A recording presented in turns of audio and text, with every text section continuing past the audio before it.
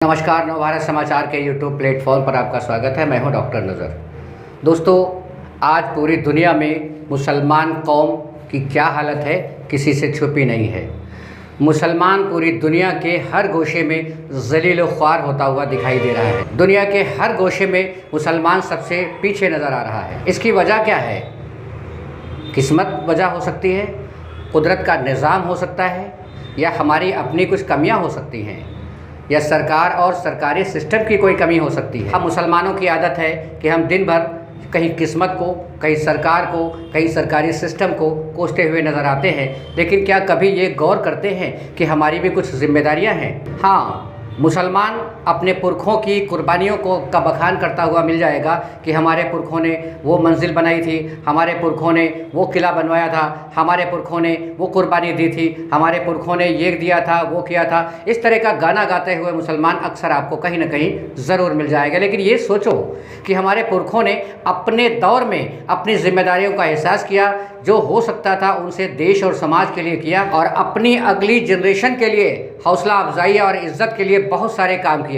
तो क्या हम अपने पुरखों के द्वारा किए गए काम, उनके द्वारा की गई कुर्बानियों को ही ज़िंदगी भर बखान करते रहेंगे? कभी हम अपनी जिम्मेदारियों का एहसास करेंगे? हमें अपनी जिम्मेदारियों का भी एहसास करना होगा और अगली जनरेशन के लिए भी कुछ न कुछ ज़रूर करना होगा। सरकार की तमाम कोशिशें शिक्षा के प्रति, इससे मुसलमान प्रभावित भी हो रहा है, शिक्षा की तरफ कदम आगे बढ़ा भी रहा है। लेकिन यहाँ सबसे बड़ा अफसोस ये है कि मुसलमान शिक्षा के क्षेत्र में आगे तो बढ़ रहा है, लेकिन वो शिक्षा के लिए नहीं, सिर्फ सर्टिफिकेट और डिग्रियां बटोरने में लगा हुआ है। तालीम के मैदान में तब भी पीछे है। आज मुसलमानों की स्थिति क्या से क्या होती जा रही है, हर जगह जलील ख्वार होता जा रहा है। इसकी वजह कोई और नहीं बल्कि मुसलमान खुद इन स्थितियों का जिम्मेदार है। पूरी सच्चाई के संबंध में UPSC trainer doctor Sameer Siddiqui ने किस तरह इस दर्द को बयान किया है, मेरा तो ये मानना है कि डॉक्टर समीर सिद्दीकी का ये लेक्चर सुनने के बाद मुर्दे से मुर्दा मुसलमान भी जगने पर मजबूर हो जाएगा। लेकिन हाँ, उन मुसलमानों का कुछ भी नहीं हो सकता जो मुर्दा होकर पूरी तरह सड़ चुके हैं। मैं इस चैनल के माध्यम से पूरी दुनिया के मुसलमानों से ये निवेदन करना चाहूँगा कि खुद अपनी जिम्मेदारी समझें, अपने प्रति, अपने परिवार के प्रति, अपने देश के प्रति, अपने समाज के प्रति, दुनिया के प्रति और अगली जनरेशन के लिए भी कुछ न कुछ ज़रूर कदम उठाएं। आइए सुनते हैं समीर सिद्दीकी का ये भाषण। इसको सुनने के बाद मेरा ये पूरी तरह से मानना है कि आपका दिल हिल जाएगा, आपका कलेजा हिल जाएगा, सोचने पर आप ज़रूर मजबूर हो जाएंगे। तुम किसी काम के हो? कोरोना में सारे कोरोना का इल्जाम तबलीगी जमात पर लगा दिया गया। स्टूडियो में एक नहीं था तुम में से,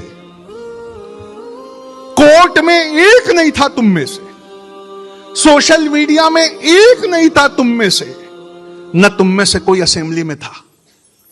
सारे कोरोना का इल्जाम तुम्हारे सर, तुम्हारे मजहब पर मर दिया गया। क्यों मर दिया गया? क्योंकि तुमने दुनियावी पढ़ाई करके वो मनसब कभी पाया ही नहीं जहां तुम अपने मजहब को खड़े होकर डिफेंड कर सको। और अभी दरगाह जिहाद के नाम से तुम्हारे बुजुर्गों की कब्रें तक ढा दी जा रही है, पर तुम फिर इन जगहों पे नहीं हो। न्यू हरियाणा में 1208 घरों को गिरा दिया गया। उन घरों के टूटे हुए मलबों में सस्ती चीजें समेटती माएं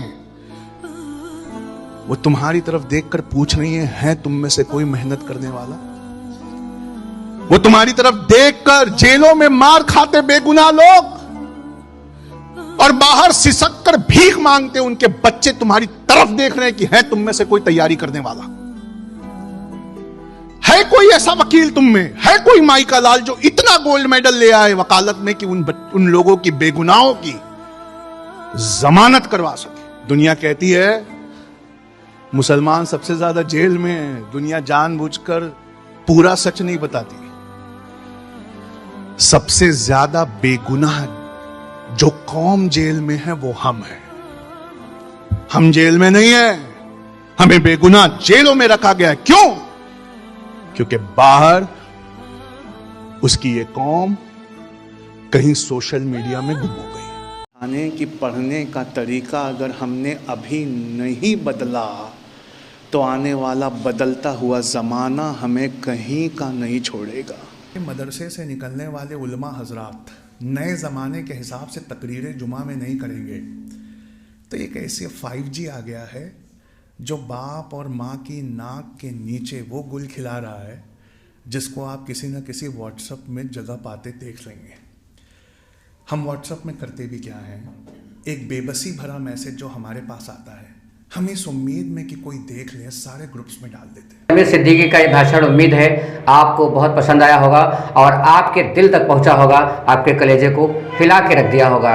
मैं बता दूं डॉक्टर समीर सिद्दीकी एक जानी मानी दुनिया की हस्ती हैं, ये किसी तारीफ की मोहताज नहीं है, वो पूरी दुनिया में एक अपना मकाम रखते हैं डॉक्टर समीर सिद्दीकी। मिलते हैं अगले एपिसोड में, बने रहिए हमारे साथ। नमस्कार।